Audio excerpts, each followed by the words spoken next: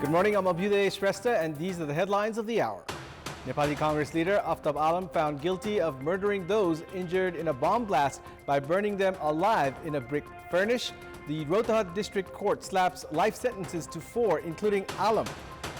Most 5-year plans fail to meet their targets. Draft of the 16th plan aims to curb poverty from 20% to 12%. Experts doubt efficient implementation. Second phase of voting in the Lok Sabha elections 2024 in India begins. 1,202 candidates contesting from 88 constituencies across 13 states and union territories. And Phil Foden strikes twice as Manchester City thump Brighton 4-0 to step up their bid for a 4th English Premier League crown in a row.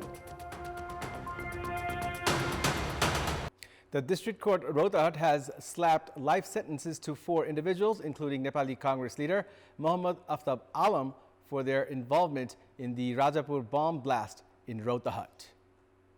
A bench of District Court Judge Matrika Prasad Acharya slapped the life sentences to Aftab Alam, Sheikh Saraj, Mahtab Alam and Badri Sahani. After being arrested on October 13, 2019, Alam was sent to judicial custody by the District Court Rohtak. Alam is currently behind bars at the Nakhu jail in Lalitpur. Alam was alleged of burning O.C. Akhtar and Trilok Pratap Singh, among a few others, alive in the furnace of a brick factory. The government has given a final shape to the draft of the 16th plan, which aims to sustain an annual growth rate of 7.1% for the next 5 years and reduce the poverty rate from 20% to 12%.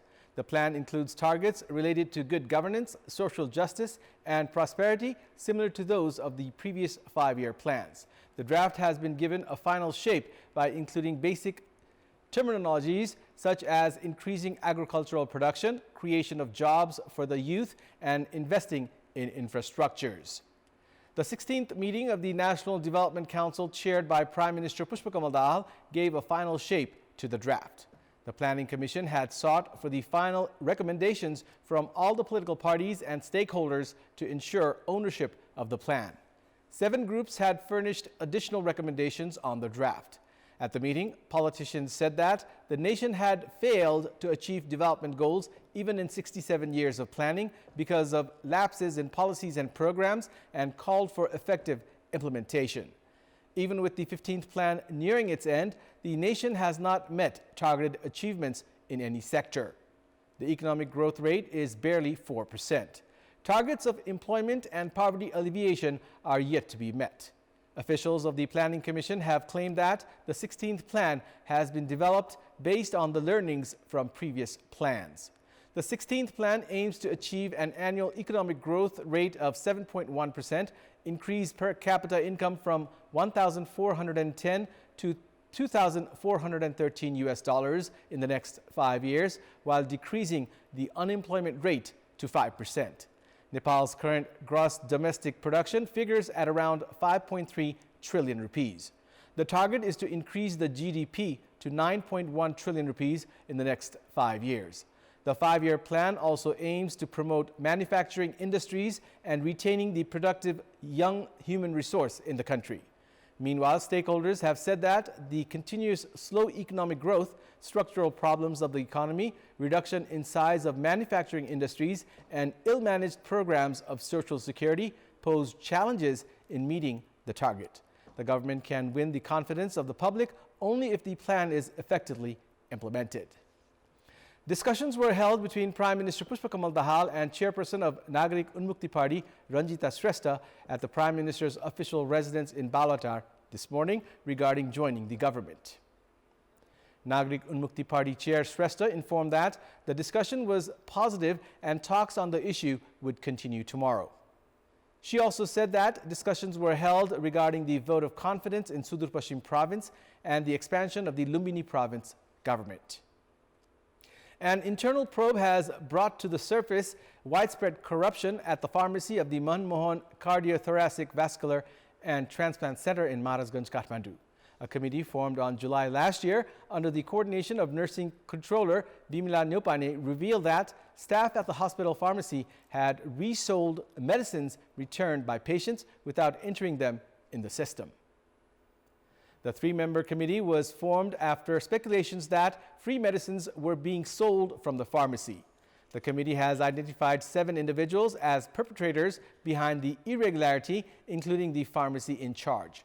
The committee had looked through the billing records of the pharmacy and the records of doctors' recommendations for free medicines, along with the inventory of medicines in the dispensary. Likewise, it had gone through the records of medicines sold and returned until the Nepalese month of Jesta last year. The hospital has been providing free health services and medicines to heart patients below the age of 15 and those above 75. The pharmacy staff are believed to have released more medicines than recommended and then using the surplus medicines to sell when patients return them after being discharged. The report states 46 patients had returned medicines and equipment which were later sold by the staff, with the corruption amount estimated at over 1.3 million rupees. Annually, corruption of around 60 million rupees is speculated to take place through medicines. A larger scale of corruption was reported during the coronavirus pandemic. Minister for Law, Justice and Parliamentary Affairs Padam Giri has said that a parliamentary committee could be formed to investigate Deputy Prime Minister and Minister for Home Affairs Ravi Lamichhane for his alleged involvement in the case related to fraud of cooperatives. The largest party of the parliament and main opposition, Nepali Congress, has been demanding for the formation of a parliamentary probe committee to investigate Home Minister Lamichhane for his alleged involvement in the fraud related to cooperatives. Speaking with Kantipur News, Minister Giri said that the government mechanism was investigating on the allegations of Nepali Congress against Lamichhane and said that a parliamentary probe committee could be formed if the government mechanism could not reach a conclusion. It's now time for our segment Public Pulse, where you text us with your opinion. Public Pulse. Here's the question. What do you term the Law Minister's statement about the Minister for Home Affairs being investigated? Your options are A, legal process, B, policy of maintaining pressure, and C, dilly-dallying. The voting is on. Type NEWS, select your option A, B, or C, and send it to 34001 to share your opinion with us. In our Public Voice segment, we had asked people in several provinces what should be done to prevent fires. Let's take a look at what they had to say.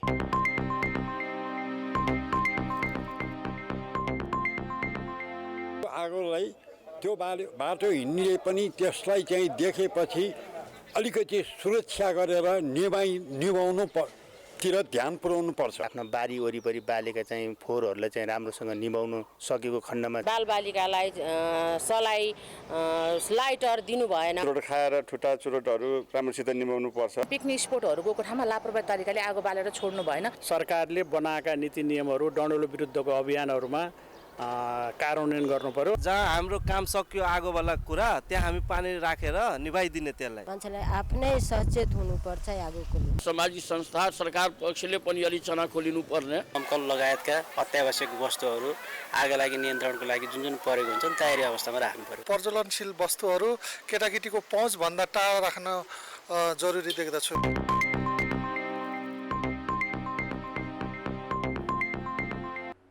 Grade 12 examinations across the country have started from today.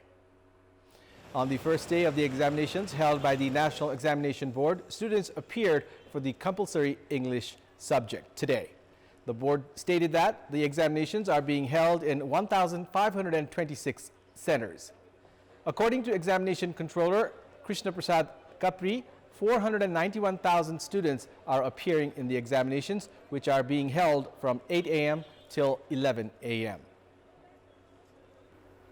All security preparations for the by-elections in Ilam Constituency 2 and Bajang Constituency 1 on 27th of April this month have been complete. 1,363 police personnel are set to be deployed in Ilam and 1,024 in Bajang.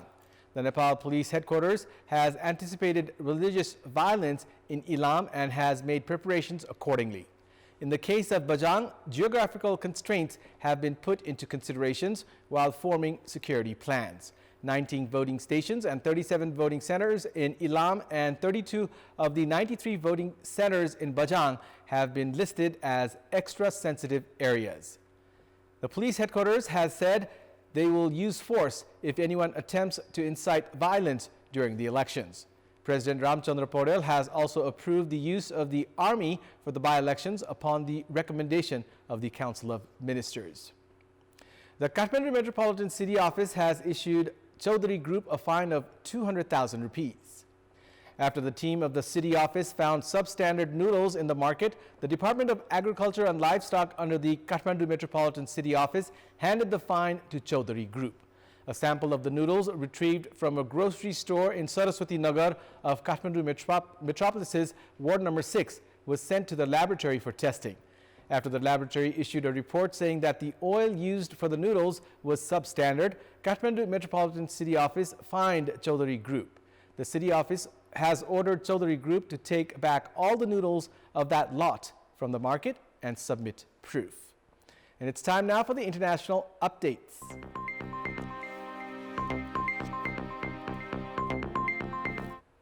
The second phase of voting in the Lok Sabha elections 2024 in India started this morning. The focus of the election is on Kerala, a left bastion where the stakes are high for both Bharatiya Janata Party and Congress. As many as 1,202 candidates are contesting from 88 constituencies across 13 states and union territories today. Voting for the second phase started from 7 a.m. and will end at 6 p.m. local time this evening. Elections are being held today, including for all 20 of Kerala's seats, 14 of Karnataka's 28, and 13 of Rajasthan's 25. Karnataka's remaining 14 seats votes in the third phase on 7th of May, and 12 from Rajasthan voted last week. 8 seats from Uttar Pradesh, including the Mathura seat held by the BJP's Hema Malini, and Meerut, where the party has fielded Ramayan lead actor Arun Govil, will vote. Voting will also take place for 8 seats in eastern Maharashtra, 7 in Madhya Pradesh, and 3 each in Bengal and Chhattisgarh. 5 seats in Bihar will also vote today. In the northeast, 5 of Assam's 9 remaining seats are going to the polls today. Also voting is the Tripura East seat, which was held by the Communist Party of India since 1996 and flipped by the BJP's Revati Tripura and the Jammu Lok Sabha seat. Voting is also taking place in outer Manipur and also in Jammu Kashmir. Popular face in second phase election, including Congress leaders Rahul Gandhi, Shashi Tharoor, and K.C. Venugopal, are contesting the Wayanad, Thiruvananthapuram, and Alpuza seats in Kerala.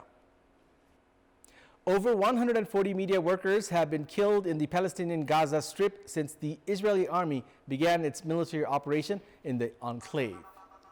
The government press service reported that as a result of the aggression by Israeli forces, 141 journalists have been killed in Gaza since early October last year. As an example, the press service pointed to the death of Palestine Now agency correspondent Mohammed Al-Gamal, who died under the rubble of a house destroyed during an attack by Israeli forces near the city of Rafah in southern Gaza. According to the government press service, journalists from different countries and places have lost their lives while reporting on the ongoing war. Since the beginning of the Israeli military operation in the Palestinian enclave, more than 34,200 people have been killed and more than 77,000 Palestinians have been injured, according to the latest data from the Health Ministry. That's all for the moment. Thank you for watching. Have a good day.